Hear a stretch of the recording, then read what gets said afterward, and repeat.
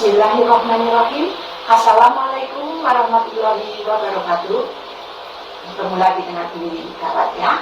Alhamdulillahirabbil alamin.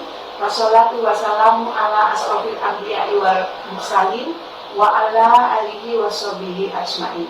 Asyhadu an la ilaha illallah wahdahu la syarikalah wa asyhadu anna Muhammadan abduhu wa rasuluh.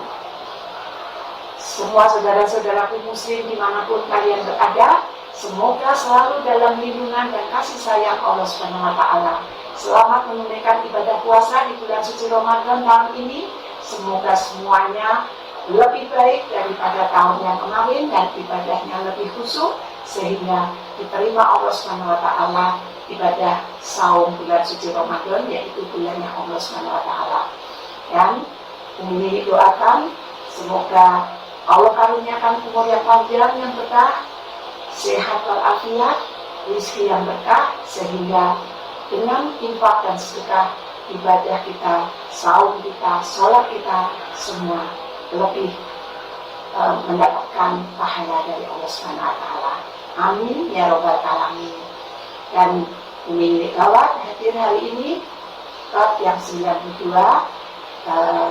Jangan lupa Umi bekerja sama dengan GN YouTube channel, selalu like, komen, subscribe, dan bagikan agar Umi lebih bersemangat untuk hadir dalam Sirah Nabawiyah, pembacaan kisah Rasulullah SAW. Untuk bab yang 92 ini, yaitu kesedihan Umar bin Khattab. Setelah perang Badar, beberapa wanita menjadi janda karena ditinggal oleh suaminya dalam perang Badar, yaitu gugur, suaminya gugur. Rasulullah SAW berusaha meringankan para janda itu tadi dengan memberikan santunan dari hasil rampasan perang. Bagi wanita yang masih muda, Rasulullah SAW berusaha menikahkan mereka dengan sahabat lain yang mampu. Hafsah, putri dari Umar bin Khattab, adalah salah seorang wanita muda yang ditinggal oleh suaminya yang telah syahid. Umar tentu sangat sedih sekali memikirkan nasib putrinya tadi yang menjadi janda yang masih muda. Maka ia pun pergi menemui Utsman bin Affan dan bertanya pada Utsman bin Affan, bersediakah engkau menikahi putriku Hafsah? Jawab Utsman bin Affan, maaf, saya sedang tidak bersedia untuk menikah lagi. Demikian jawab Utsman.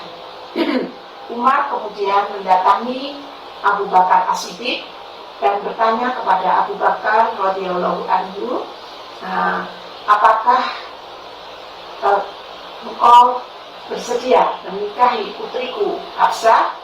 Namun Abu Bakar As-Siddiq diam saja. Dengan sedih, Umar bin Khattab lalu mendatangi Rasulullah SAW dan mengadukan nasib Hafsah serta penolakan dari kedua sahabatnya yang dihadiri tadi, yaitu Utsman bin Affan dan Abu Bakar As-Siddiq. Rasulullah SAW tersenyum menghibur Umar bin Khattab. Hafsah akan menikah dengan orang yang lebih baik daripada Utsman bin Affan dan Abu Bakar As-Siddiq. Umar bin Khattab bingung juga, siapa kira-kira laki-laki yang lebih baik dari kedua sahabatnya tadi. Umar bin Khattab menatap Rasulullah SAW tidak mengerti siapakah yang lebih baik daripada Abu Bakar dan Utsman ya Rasulullah. Ternyata Rasulullah SAW sendiri yang melamar Hafsah. Subhanallah, saat itu hati perasaan Umar bin Khattab sangat gembira, meluap-luap dengan kegembiraan yang tidak terlukiskan. Di tengah perjalanan pulang, ia bertemu dengan Abu Bakar As-Siddiq dan menyampaikan kabar berita yang gembira itu tadi. Abu Bakar As-Siddiq berkata, memang Rasulullah SAW sudah pernah membicarakan hal itu kepadaku. Karena itu aku tidak ingin membuka rahasia ini. Andai kata saja beliau tidak meminang Hafsah, tentu aku sendiri yang akan menikahi Hafsah. Begitulah jawab Abu Bakar As-Siddiq. Setelah Hafsah menjadi istri Rasulullah SAW, maka saat itu kaum muslimin mempunyai kaum muslimin menjadi ibu dari kaum muslimin menjadi 3 orang, yaitu Saudah, Aisyah, dan Hafsah. Rasulullah SAW menetap di tempat ketiganya secara bergantian.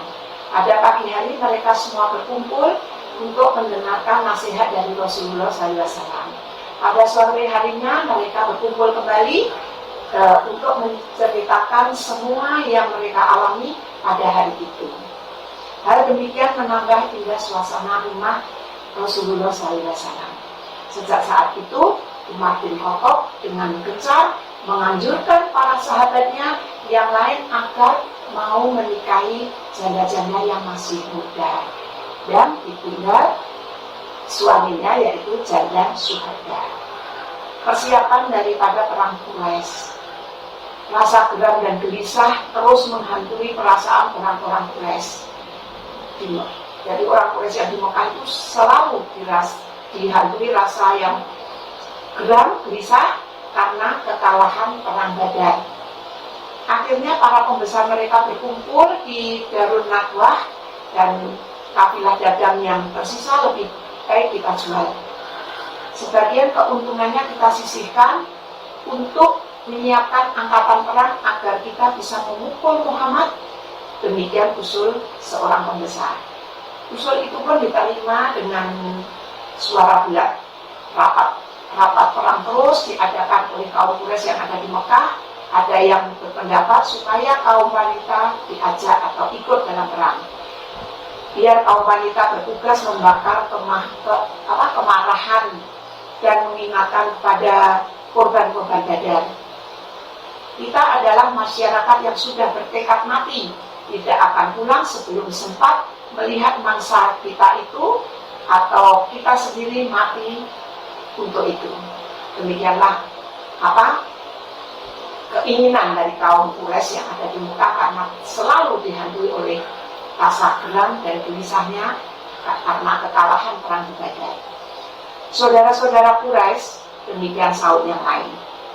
Melepaskan wanita-wanita kita ke hadapan musuh bukanlah suatu pendapat yang baik.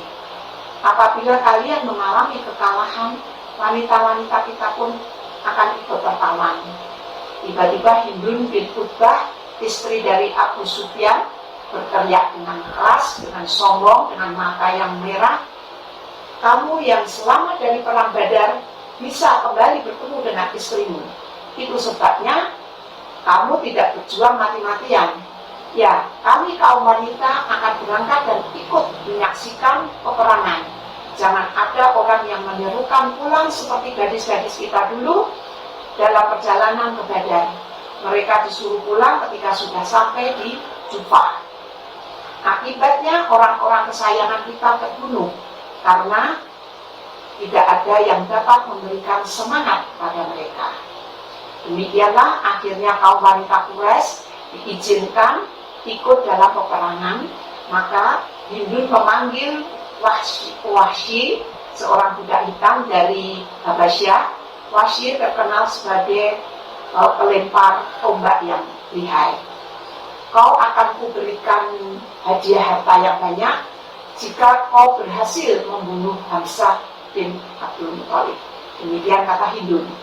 Majikan Wahsy, Jubair bin Mut'im, juga berkata, "Kau juga akan aku bebaskan jika engkau berhasil membunuh Hamzah. Jadi engkau akan dibebaskan, tidak menjadi budak lagi. Pamanku telah dibunuh orang itu dalam perang Badar." Akhirnya pasukan Quraisy berangkat. Setelah semua persiapan matang, pasukan Quraisy pun berangkat ke Madinah. Mereka terdiri atas 3.000 orang dengan 3.000 unta. 200 diantaranya menunggang kuda dan 700 orang berbaju besi. Di barisan belakang para wanita Mekah dan budak-budak perempuan yang cantik berjalan mengelilingi mereka. Mereka memakai perhiasan-perhiasan yang indah dan wewangian-wewangian yang semerbak. Di tengah-tengah barisan wanita itu berjalan Hindun bin Utbah. Dialah yang memegang komando dari barisan wanita untuk menabuh, rebana, dan menyanyi. Kalian tidak boleh mendekati kami, wahai kaum laki-laki, teriak Hindun. Sorot matanya memancarkan kobaran api dendam dan amarah.